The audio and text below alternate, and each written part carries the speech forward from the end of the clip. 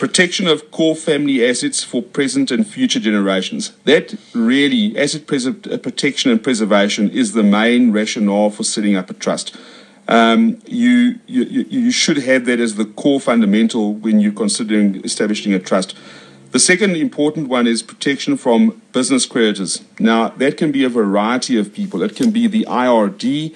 It can be a range of people. It can be business creditors. So in other words, if you're running your own business, you really want to have those business interests separated from your personal assets, because if, for example, you've given a personal guarantee for a loan from the bank or whatever it is, or personal guarantee to a creditor, and they then call that up because you can't make good on the debt that you owe to them, if they can't get cash or money from you, they are going to come looking at your other assets, and that could be your family home. Disaster. So there's a clear example of protection from business creditors. You really need to take those core family assets away from the business risk aspect of running your business. You could set up a trust for particular needs. A lot of children may have special needs. There could be educational trusts. There are various special purpose trusts that you can set up as well, although that's a bit more out of the ambit of what we're talking about now. A big thing nowadays is protection from matrimonial and de facto property claims.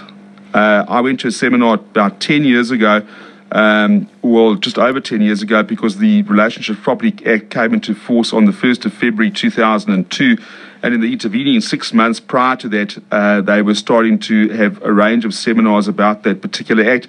And one of them, the presenter said, he would make the comment that in 10 years' time, you would see this is the most significant piece of legislation around. And it now is.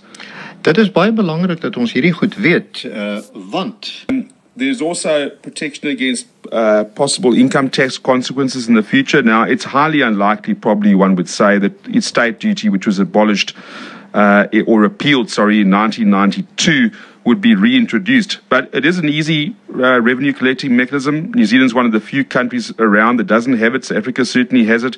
The UK has it. They call it inheritance tax. And the states have it, etc. So if it did come back in, there is the thing. Everything in the trust would fall free of estate duty because it doesn't form part of your estate if you pass away. So I'm not saying it would come back in. It would be a political football if it did. But there's another reason why you'd want to have a trust. Any capital gains that accrue to the assets that you've transferred into the trust would accrue to the trust and not to your personal name. So again, it's been protected by that structure. And then there certainly are incidental tax benefits. I may just touch briefly on one or two tax aspects later on. It's not really the focus of this program.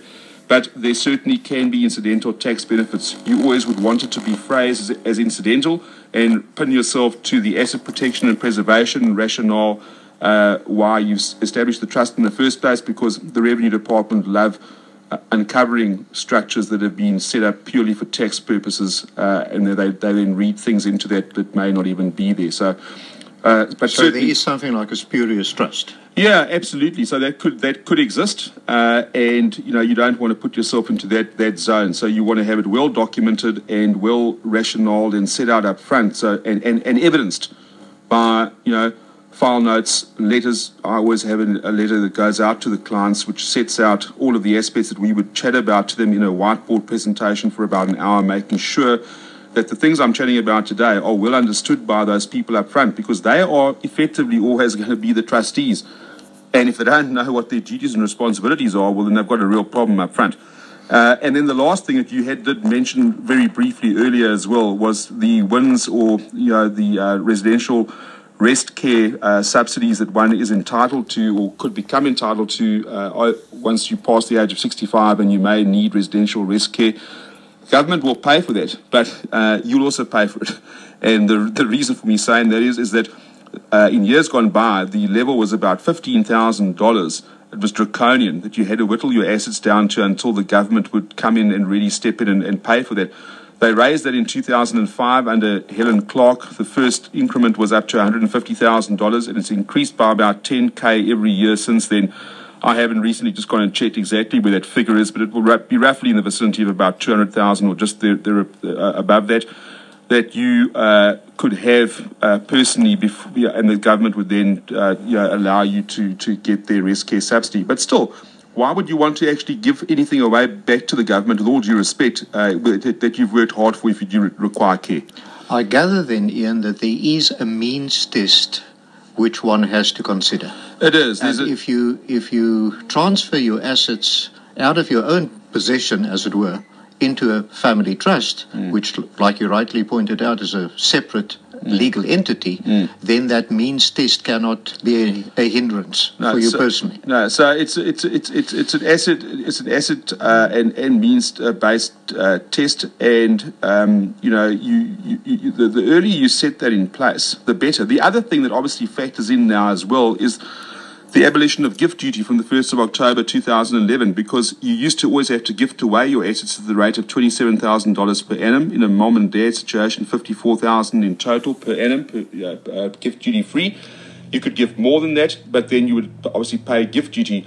Now, from day one, you can gift everything away. So that's a significant advantage for people wanting to set trusts up.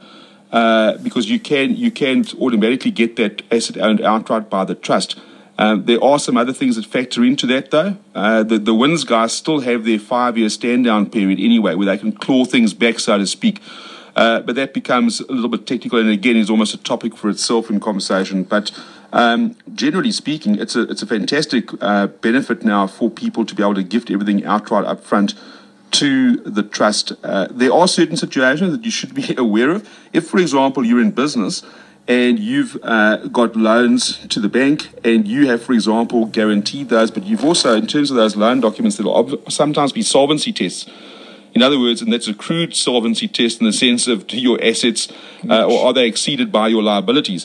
If you gift everything away, you effectively have got nothing on your balance sheet asset-wise, but you've got certain liabilities, obviously, and you're technically insolvent for purposes of that documentation. So you've got to be careful. There may be some situations where it's not prudent to straight away gift all those assets away, but that would be more the exception than the rule. Again, it's circumstantial. Every client who comes in is different, and we would analyse them before we advise them to go ahead or not go ahead with whatever the situation is. Awesome.